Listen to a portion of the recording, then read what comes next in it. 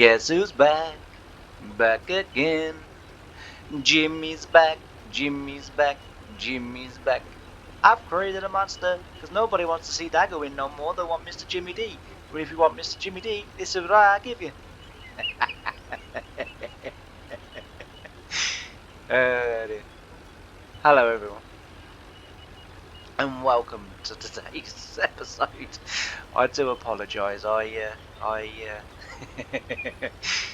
was thinking of a unique way to open back the first video of the week, and the first normal series of the week. We'll say that much because if all things go to plan, then yesterday you would have seen something else. But yeah, we're back as normal with with 1950's, and as I say, I just thought I would try some. There's no offense to Daggerwin, absolutely love Daggerwin. Go check out his channel. It just it sort of fitted in nice with the with the little ditty or song or whatever. But yeah, so yeah, go check out Daggerwin. And say I do. I tend not to watch. I've said this before. I tend not to watch too many sort of farming sim YouTube video creators because you know, the one thing I'm very conscious about is I don't want to you know, appear to be copying or anything like that. It does also mean that unfortunately I do miss out on sort of like YouTube content creator challenges that, you know, sort of get made or get, you know, sort of brought forward. But yeah, it's a it's a small you know, sort of price to pay for.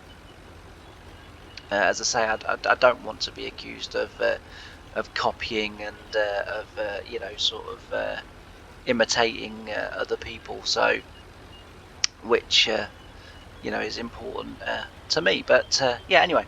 So I hope you're all doing well. So sorry about last week and all the video, well, the lack of videos, not all the videos.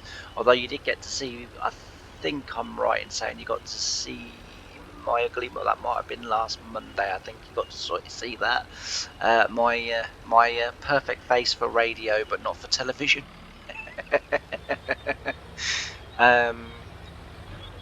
But yeah, so as I say, that was a little video that I did on the way from the home from the GP's with my you know, 1,000,001 sort of blood tests and everything else that I have to do. So thought I'd do that. It's my first ever one.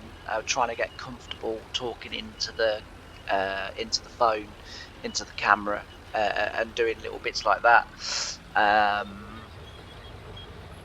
You know, basically, as I've said before, I want to sort of kind of not sort of flood the channel or YouTube with, you know, sort of me doing that sort of thing. But every now and again, you know, something comes along and you think, well, actually that would be probably ideal or whatever, or, you know, would be the perfect thing to do. So that's what I kind of you know, sort of thought, and it just seemed a good opportunity to do it. Like I say, you know, I was sort of going home and you know, couldn't get lost really. Been there a million times before, so I knew exactly, you know, where I was due.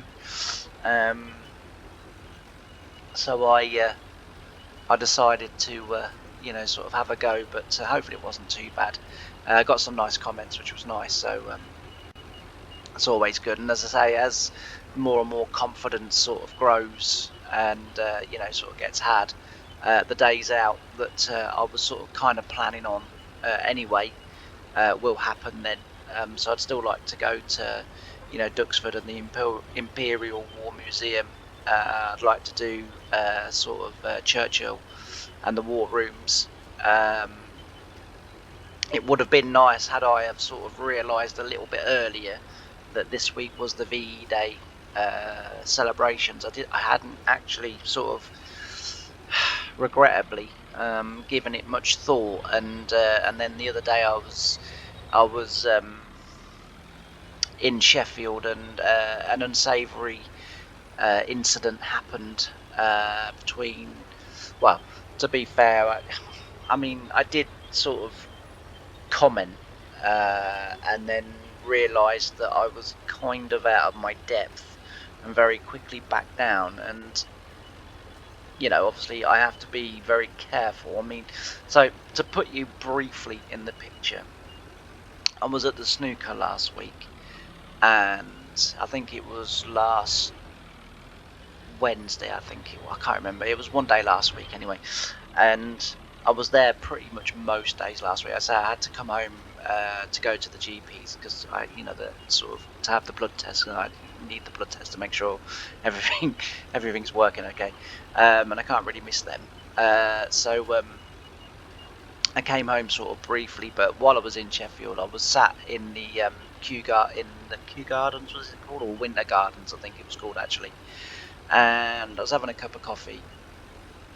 A cup of tea actually, because I'm not allowed to drink coffee, but I was having a cup of tea and a very nice cream scone, but don't tell anyone because to everyone else I'm on a diet. And anyway, finished my scone, got up, walking across. I think it was around lunchtime. I was getting ready to go into the theatre to watch the afternoon session, and I'm stood. So they had like an area that was fenced off with a big screen, and you could sit in there. It was called, I think it was like a beer garden basically with a big screen. There was a pop-up bar there, and anyway, I'm sort of around that area, and I'm sat on one of the benches that are there, and enjoying the sun because it was really nice last week here, and I was enjoying the sun and sort of enjoying the thing. And sat next to me were three lads. Now I get very intimidated by lads, and what have you, just because for the obvious reasons. I don't want to be, sort of mugged, attacked, or anything like that. I can't really defend myself. I can't really put up a fight, and as I say, it's one of the reasons why I don't do nowhere near as much as what I would do if I wasn't as afraid as what I am. But anyway, they sat next to me, and it fairly appeared that they weren't really taking that much notice of me. Which I think generally is the case anyway. And I'm sort of sat there, and they've got their phones out, obviously, and on the big screen came up a little sort of montage almost of sort of the war, and these sort of older people that were talking about their experiences. And one of them sits there and says, "Oh, I don't get, why we have to keep trotting out these stupid old people, on TV that are crying about, some stupid war that no one cares about, and the people that they lost that, no one also cares about." And I looked at him, and he looked at him. He was looking at me, and he went, "What?" And I went, "The reason you're sat here today in your Nike trainers is because of those people, and you need to remember that." I said, those people gave up everything for you. I said, and that's the thanks they get. And as I say, and then sort of a little bit of an exchange sort of took place, and I quickly walked off. Thankfully, sort of, no one followed, or nothing happened thereafter. But yeah, I was very angry, and as I say, I sort of, my fat chubby fingers hit about 3 keys at once then, and one of them was the key to turn the drill off. Yeah, so as I say, and then I sort of kind of got in a quiet corner and took my phone out and did a little bit of research and realised that this week was VE Day, and or the VE Day celebrations, and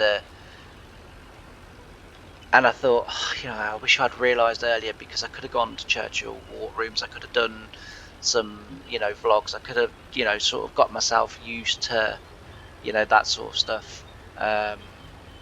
You know, so that I could have done something worthwhile for them. But through the very kind help of you know, a supporter of the channel and a friend, him and his daughter have come up with something that I am going to use on VE Day because it's absolutely fantastic what they've done, and it was a massive help to me. And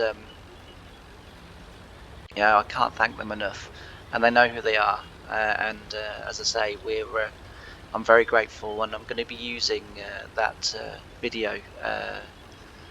So last week, so check it out because it'll be a video and it will be a short as well. So if you haven't seen it, I think most of you probably will. And yeah, it's only going to be a short video, and then we will, as I say, we will go from there. But yeah, so I was quite annoyed last week, and as I say, had I realised, you know, what was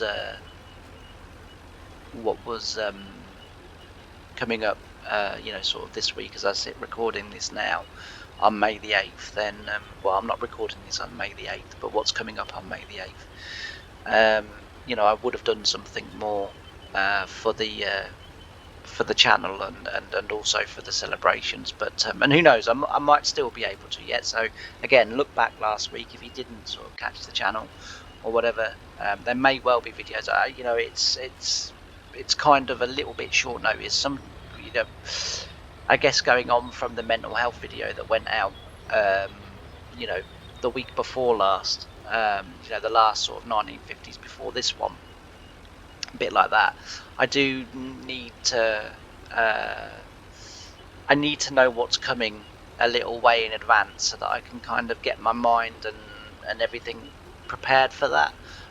You know, unfortunately, and I don't think I'll probably ever get it, I can't just wake up today and think I'll go to London today. You know, I couldn't do it because by the time I'd get to the train station, I would have thought of that many terrible scenarios that I just wouldn't be able to go. You know, I mean, it's you know, Alan, who I, you know, sort of work, as you know, very closely with, in so that I can sort of do the things that I, you know, sort of do. And I've sort of told him my mind talk, and he said, "There's no wonder you don't do anything." You know, if that's what you're telling yourself and you're chatting to yourself about, you know, before or during or whatever you do something, you know, there's no wonder you don't do anything. You know, and I said to him, but you know, today's world is not a world that you can trust. If I could trust that I could go out and I could just have you know, a nice day, or you know, and that people would be friendly and pleasant, and I wouldn't meet no, you know, gangs of lads on bikes and that are going around this country at the moment. You know, gangs of lads, and you know, and girls as well now. You know, they really are trying to be equal in everything. You know, and it's for someone like myself, you know, that knows that I only have to get, you know, sort of knocked and hit in the wrong place, and you know, it's good night Vienna, and so you sort of look at it and think, well, actually, you know, if I go out, you know, I could, you know, something really terrible could happen and I could die today, or if I sit in, play on my computer all day, play farming sim or whatever all day, you know, the chances are I'm not only going to get to the end of the night, but I'm going to get to the end of next year as well. Do you know what I mean? So it takes me a little while to sort of kind of build up and prepare myself, and you know, I've sort of, as I say, I've got you know, a really good team around. That, you know, I don't use all that much really. You know, that, you know, the general sort of consensus and feeling is amongst them that, you know, you need to go off and you need to, you know, I can't be here every minute of the day, and you can't be contacting me every minute of, which I was in the beginning. I don't do it now really so much. I tend to sort of now do it if a really big change is coming. So like, you know, if I was to suddenly sort of say, well, I'm going to go off and visit the battlefields of Bastogne, then I would be ringing them, you know, and I would be, you know, bending their ear for several hours, you know, me trying to convince them why I shouldn't do it, and them convincing me why I should do it. So there's sort of that goes on, and as I say, that video got quite a positive response as well, which is really good. And as I say, and I think probably every now and again there will be a video that comes along that where I do sort of talk about my issues, my problems, and what have you, and in the vain hope that someone that listens may well think, oh well, actually, if he can talk about it on YouTube, I'm sure I can talk about it to my friend, or to someone that can help them with whatever it is that they're going through, and that's the point of it. As I said before, this channel, yeah, it's a farming sim channel, and there's a few other little bits and pieces on it and what have you, just when the sort of the moment or the fancy takes me, and but the one thing that I've always wanted is a community, a place where people can come, feel safe, talk, chat, talk about whatever they want, and and just feel like they're able to. Obviously I don't want nothing sort of offensive or anything like that on the channel, but whether people can just come along and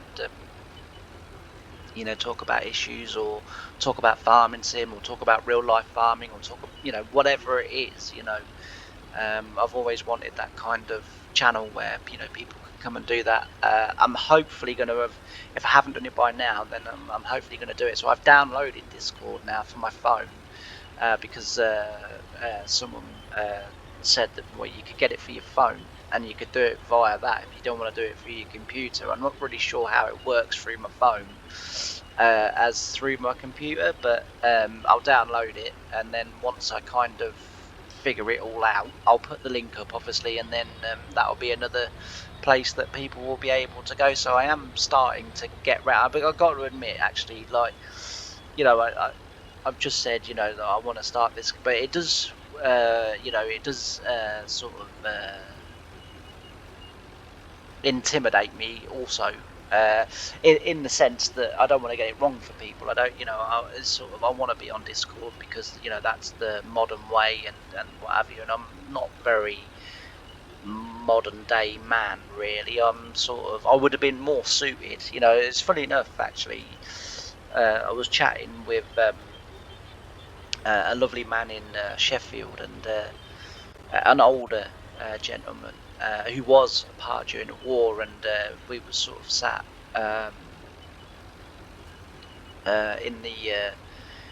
in the theatre,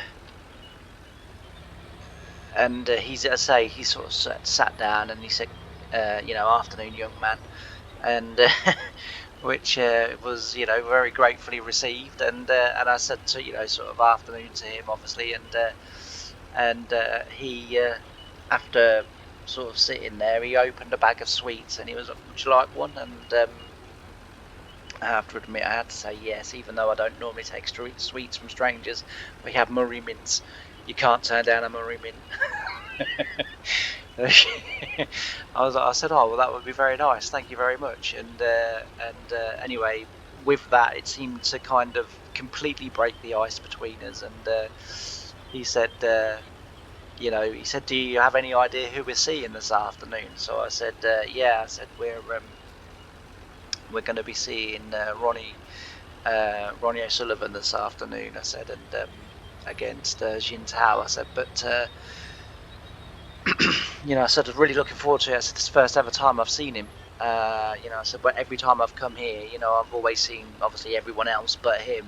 So I said, I'm really looking forward to it. And then we sort of started talking about like his problems, and Ronnie O'Sullivan's problems, and what do I think? And I said, well, whilst as a person he annoys me a little bit, by saying silly things like, oh, rather than being a snooker player, I wish I was working at sort of Tesco's, stacking shelves. And I think, well, I've done that. No, you wouldn't, and I just find that a little bit you know, and yeah, you could go and do it with £8 million or I think it's about £15 million sitting in the bank, because you think, if I don't like it, you know, I don't need the job. So do you know what I mean? Like, you know, so it does annoy me. But I said, like, you know, the one thing I wouldn't sort of pull him down for, if he's got issues, and which he clearly has, you know, I said, like, I hope he gets the help and what have you. And anyway, we were sort of, you know, chatting about this, that, and everything else. And then I said to him, I said, like, are you from Sheffield? And he said, oh no. He said, well, he said, originally I was. So he said, but in 1943, I think it was. I'm sure he said 1943. He turned 16 and went off to the war, and he started telling me stories about, you know, before that, when living in Sheffield, because obviously Sheffield was one of the places that was very heavily bombed by the Luftwaffe, you know, because of the steel industry and everything. And then when they got evacuated, and it was a real pleasure to sit and I will start this field. I was going to drag it down, but that tractor, I don't know, it's gone, something odd's happened with it, and it's not quite working as it should with that drag. So that cultivator that's on the back of it, for whatever reason, that has gone from cultivating to now just cultivating little tiny bits every now and again. So I don't think it's necessarily the tractor that's gone funky doodads, but the drag definitely has. So I'll have to just sort of look into that, because it could be that tractor, but I haven't got another tractor that will pull it. So yeah, that's the reason why. But I mean, this is winter ploughed anyway, so by the time you get to the spring, I mean, you could pretty much drill over the top like this anyway. I mean, I don't think you would. I think you would use a cultivator just to run over it, but it's not unthinkable that you'd be able to do this, especially if you'd have had you know, a wet, snowy winter where it would have broken the land down quite a lot and broken the ploughing down. But yeah, so anyway, as I got sort of chatting to him, and it was really good. So, and it was really interesting. And you know, he said it's very nice to meet someone that's genuinely interested, and that is genuinely grateful and appreciative of everything that went on. And I said, oh, I said, you know, it's unbelievable. And I told him about my YouTube channel and about you know, 1950's farm, and you know, sort of stuff like that. And he said that he would check it out. So if you are checking it out and you are watching, good morning. I apologise, we never exchanged names, so I don't have a name, but you know who you are, the young man that you was chatting to in the Crucible Theatre just before we watched Ronnie get completely bashed up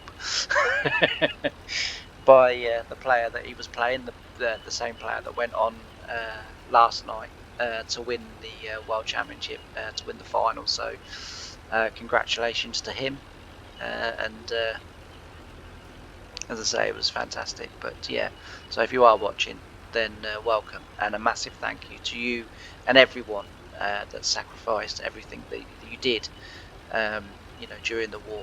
But yeah, so anyway, soybeans going in here, as you can see, and once we get this done, we will then be excuse me, we will then be up and onto the grass and mowing grass and doing some hay bales. We've got some more produce to take down to the ranch, so we'll have to be doing that, which will be we will do on camera this time around, like sort of next time that we do it, but I won't do that every time. Just every now and again, you know, probably more in the winter when I don't have that much to sort of record and do. I will do that. But yeah, it's a busy old time of year, and as I say, you know, it's it's a bit of a rush now to get it all in, because we're on the last sort of day of April, game calendar wise, and we need to get it in.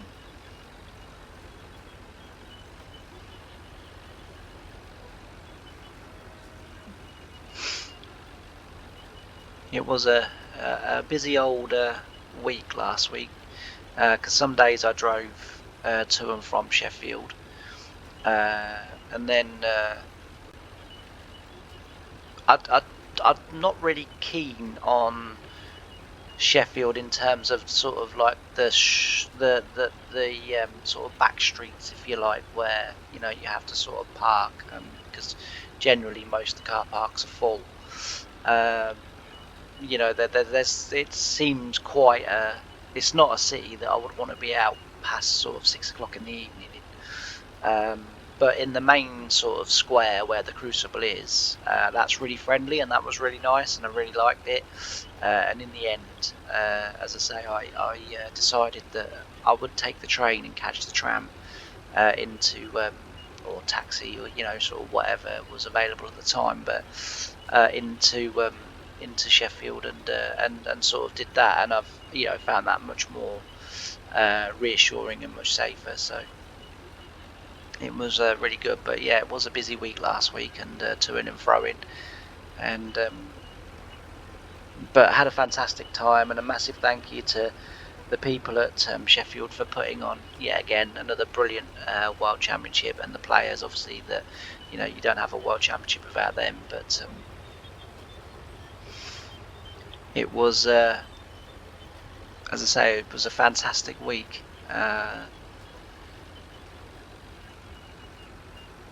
And very nice of, as I say, Sheffield to have a system where, for people like myself that can't get tickets, usually because they're already sold out by the time I sort of get on there and get in the queue, and that that they have this system where, for people that then let Sheffield know that they can't make it, these tickets then come available for other people. So it's quite good. As I say, I've been lucky the last 2 years, but for a couple of 3 years before that, I didn't go at all.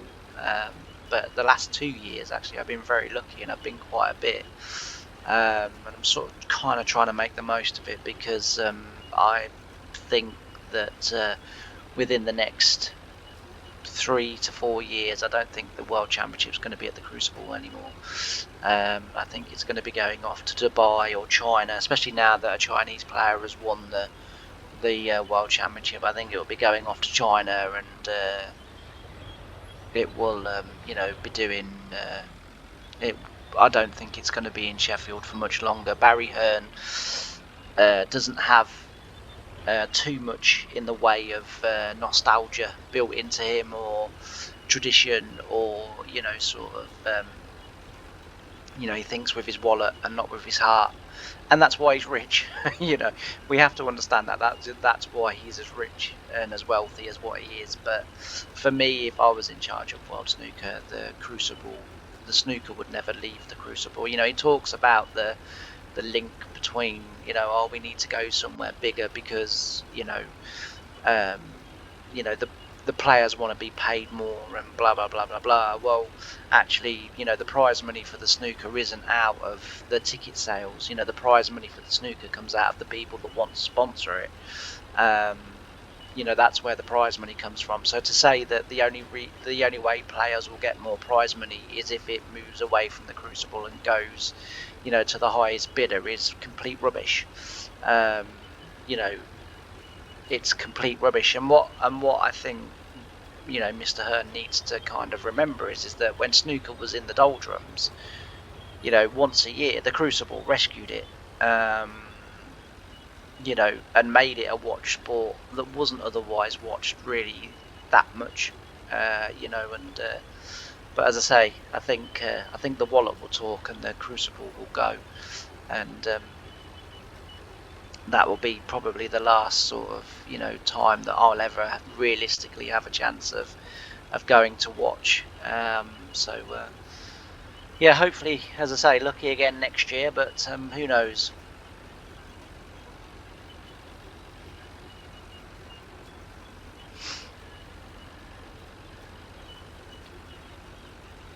I've been out and about today, this morning, so I've started a little walking regime to try because when I went for a checkup month ago, 6 weeks ago, I think it was. There had been another sort of slight deterioration in my heart and the function and everything like that. And they said, like, you need to try and just sort of do a little bit of exercise just to try and sort of get it back up to where it was, because it's sort of beginning to fall to levels that we would be a little bit more concerned about. So started a little walking regime. I did quite a bit of walking last week in Sheffield and what have you, and which was good. I was out of breath for most of the week, which was good. So I've sort of started doing it, and I had a wander off today towards the fields. So if I turn left out of my drive, I go into the village, and it's just shops and thousands of houses. And if I turn right, I go past the sort of remaining few houses and then come into fields. So I decided to sort of turn right and see if I could find any tractors working in the fields, and I couldn't, which was unfortunate, because I thought, well, I can do a quick, sort of video. We can watch the tractor. I can talk about whose farm it is, what they do and what have you. But I didn't find any. So it's it's a case with that, I think, of just getting lucky. But that's the sort of thing we're going to be looking to do. So I've applied yesterday. Well, I tried to apply online, and apparently you can't apply. So I sent the email. So I was in Sheffield for the final yesterday, and sort of during because there was no snooker in the morning, and then there was no and then the bit between the afternoon and the evening session, obviously again, sort of had a little bit of time to kill. And I in the morning I'd sent an email off to a company that are not too far from where I live in Norfolk, and basically sort of asked, I'd like to come on your day experience. It's a tank driving day experience, and I'd like to drive a tank and experience it, and also as well during that day. It's 170 quid, but as I say, you get a couple of hours in a tank and shooting targets and stuff like that, which is just freaking awesome. And mainly because I know no one's going to be shooting back. If people are going to be, if stuff was going to be coming back, then you're all right. I'll watch safely from the sidelines about 4 miles away. But yeah, so as I say, that to sort of do that, and then in the afternoon, apparently, you then you then go on this. It's called an army. I can't remember the exact wording now, but it's like an army moving maneuver. So basically, you get put onto this big army transport vehicle, and then you get transported from what is one sort of pretend battle zone to another, and they sort of kind of go through and show you what it's like when the terrain's not favourable, and how it feels. Now, I have actually been on that part of the tour before, so when we went before, I didn't really know what to expect, and I kind of sat in the truck, and you're like sort of kind of the shoulder harness, you're proper sort of clamped into the seat, so that you can't come out. And I sort of sat there and sort of believed that it was a nice sort of friendly ride around, where we were, sort of thing. And no, I got the shock of my life, and my suspicion started to be raised when the army officer or whatever got onto the vehicle.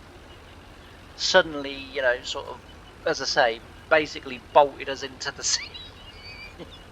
Told us to hold on to the handle and at no point ever let go or put our arms outside of the vehicle or anything like that. And should the vehicle roll over,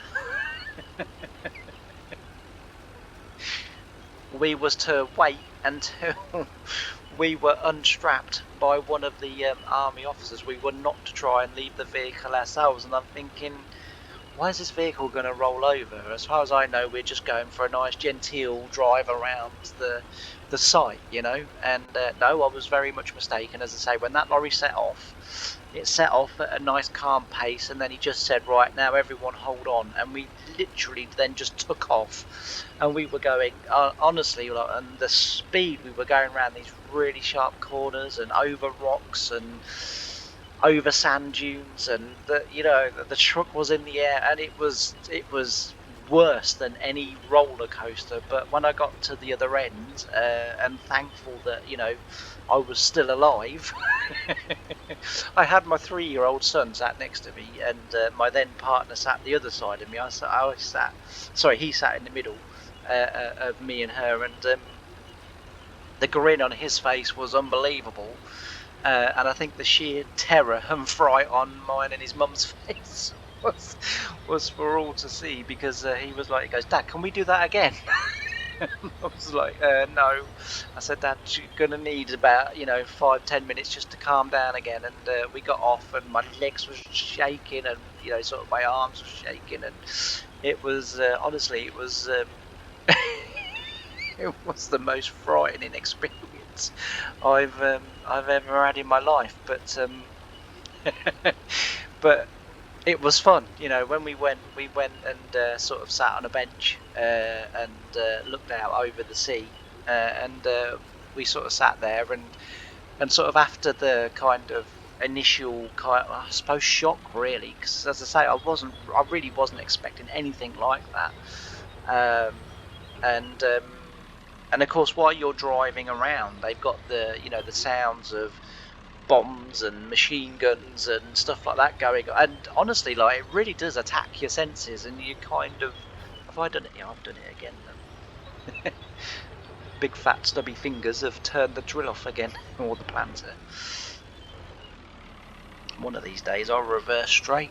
But yeah, so it was fantastic. So I'm going to be doing that as well. And I'm going to be holding on with one hand and trying to film it with the other hand. I just hope I don't lose my phone. But one sort of idea that people I've spoken to about it have said, well, what you want to do is because my phone on the back has got like a metal loop. It's on the case, not on the actual phone, but it's got a metal loop.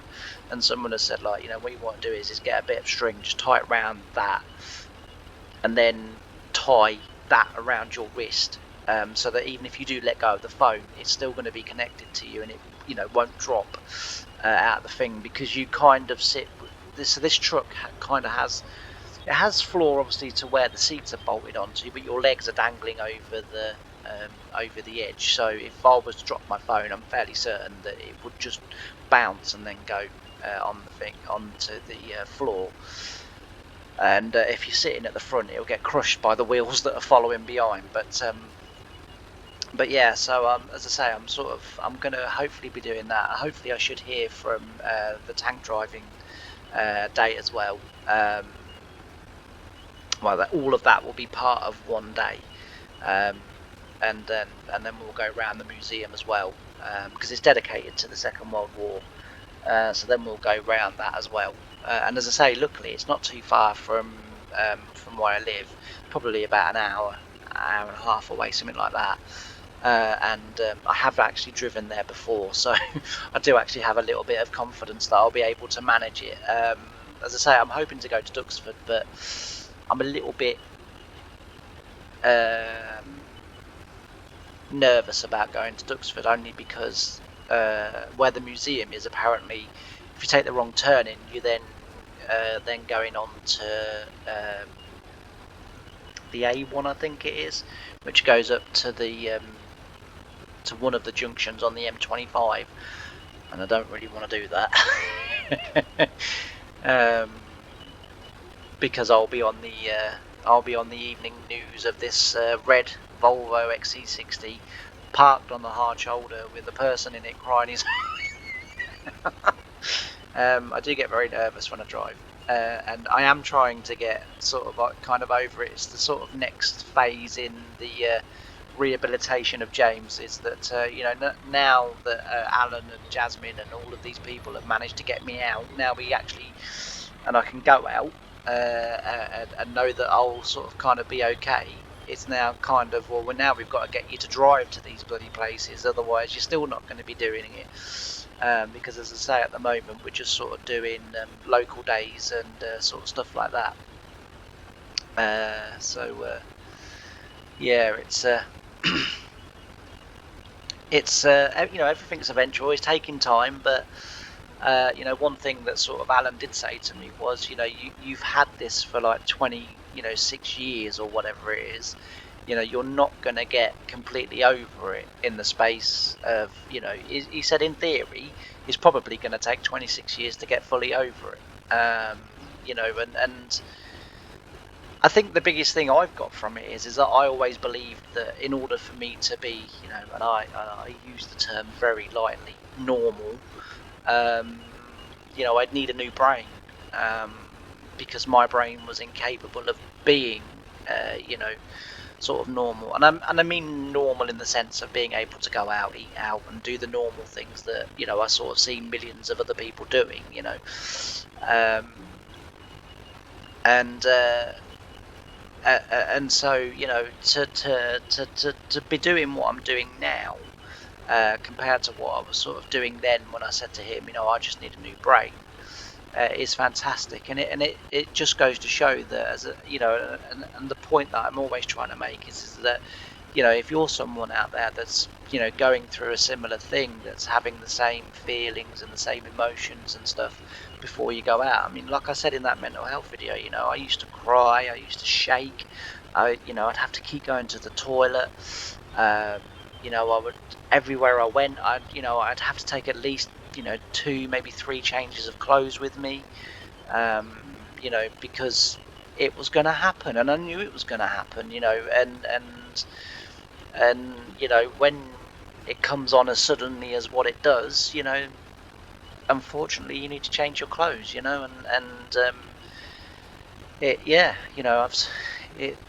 really is awful. But to know that my brain actually is capable of being what ideally I would like it to be has been a real sort of surprise to me, is to think, actually, I haven't changed my brain. All I've done is sort of change the way that my brain thinks about these things, and the way that my brain kind of deals with then the things that happen within it. Like the other day with the lads in Sheffield. That yes, I don't regret saying what I said, because what I said was true, and I wasn't trying to be confrontational about it. I was just simply stating fact. But I do regret saying what I said, in terms of it could have caused a confrontation. It could have caused an issue that, would have meant that I wouldn't have done it, probably, for a very long time again. I wouldn't have gone out, because, as I've said a million times, the way I deal with all of the things that go on in my sort of brain and in my life in general is through comedy, but not necessarily comedy that anyone else appreciates. It's comedy that I appreciate. So I if something really bad happens, I tend to make a joke of it, and that's how I deal with it, and that's how I sort of cope with it and control it. So when I was being bullied at school and stuff, you know, rather than give them the satisfaction of, you know, crying or being upset, I used to turn them into a joke. And yeah, you know, it made it worse, no doubt about that. You know, but crying wouldn't have made it any better, I don't think. You know, you know, I think I kind of got to that point where, you know, I realised that if I laughed, they would do it again. If I cried, they would do it again. You know, so you may as well make a joke of it. And you know, as I say, you know, that's how I sort of got around it. And I mean, at school, you know, I used to sort of do the talent contests and stuff and get up on stage, because when you get up on stage, you know, I always felt like I was never me. You know, I was always someone else. I was always you know, I was always confident when I went up on stage. And as I say, you know, because my sort of grades from school were not that great, I couldn't get into I was doing the drama classes at school, but I couldn't get into college, and I couldn't get into drama schools outside of sort of the school you know, curriculum of drama. And it's a shame, because I would have liked to have done, you know, acting in some sort of sense. I would have liked to have been a stand-up comedian, but it's that whole kind of, you know, I think I'm funny, but apparently no one else does. And you know, I've told the story about my, you know, sort of mum's friend that was very upset that she'd lost someone, and inwardly I was very upset for her, and I felt really bad for her. And so I, you know, made a joke, which was stupid to do. I understand, you know, as I say, but that's the way I sort of deal with it and cope with it, is I do make fun of a lot of the situations that otherwise, you know, would greatly affect me. But yeah, so, but that's to say, that is the way I am, and that's what I do. And it's not necessarily the right thing to do, and so then you become afraid to say anything. And that's, you know, what's happened, you know, when I sort of lived with my ex, you know, that I broke up with last year. You know, she was forever like, you know, you don't ever have an opinion. I said, but I don't want to upset you. And she was like, it's an opinion, James. You know, you're entitled to your opinion. Yeah, but I'll say the wrong thing. That's what will happen. You know, and I think, you know, she kind of got, you know, sort of a bit tired of it all. And you know, I don't know. I think it was really my sort of mind talk and mental state that you know, caused us to break up. I think amongst other things, but because we didn't really argue, you know, because I don't really argue with people. If people start to, you know, shout or be confrontational, I tend to walk away. You know, and just go and sit on my own for a bit, and sort of then go back, you know, an hour or so later and say, look, you know, what was said. You know, can we just move on? Can we just sort of, you know, move on from that? You know, forget about it, and just be okay with each other. And that was the one thing that where she used to get me down, was that was something that she couldn't do. You know, that had to go on for 2, 3, 4 days, and I just couldn't, mentally I couldn't cope with that. I just couldn't. You know, I used to say to her, you know, the silence I can't deal with. You know, if we're gonna have this between us, then I'd rather you just scream and shout at me all day, because I can deal with that. I can cope with that. You know, and I could, but as I say, she would just go, and she would not say a word, like, you know, anything. You know, if I, you know, for example, like, you know, when she cooked tea, you know, she would literally just come in, put it on the table, and walk off. And I could, you know, I just, like I say, I couldn't deal with it, and that's why I tend not to, as I say, be confrontational. But yeah, so anyway, this video has probably gone on long enough. I've rabbited on about absolutely nothing today. I did sort of come here with a plan, funnily enough, but I don't know what happened. I sort of veered from it. And yeah, so I'm not really sure what happened. But anyway, I hope you've enjoyed it. And if you've got to the end, thanks ever so much for listening. The next video, tomorrow's video, won't be a chatty video. It will be a normal video. It will be a video that, whether we get this field done or whether I've already got it done and we'll move on to some other jobs, because the last sort of couple of 3 videos, I think 2 videos, excuse me, have been drilling videos, so I probably would have moved on by then. And we'll have this field done, we'll have them rolled, we'll be in May and we'll get on with some grass. We've got the hay to do. We need to get the hay done quite rapid, because obviously we need to get the slurry down and get it fertilised so that it grows up then for silage, and we also need to keep removing the silage, because as I said before, you know, I messed up. I filled the troughs full of hay in the autumn, and they're still not empty, so I can't use the silage that we did for winter feed, because I messed up and put the wrong feed in the troughs, and the hay is lasting forever and a day, and I'll say I've got, you know, sort of several 100,000 litres of silage to consume, and I've got no way of consuming it, but thankfully it is going down to the ranch as well, so we have got that, and so we'll be doing that, and we'll be moving on. So yeah, as I say, thanks ever so much for watching. I really appreciate your views, and I can't wait to see you again in the next episode. Bye for now.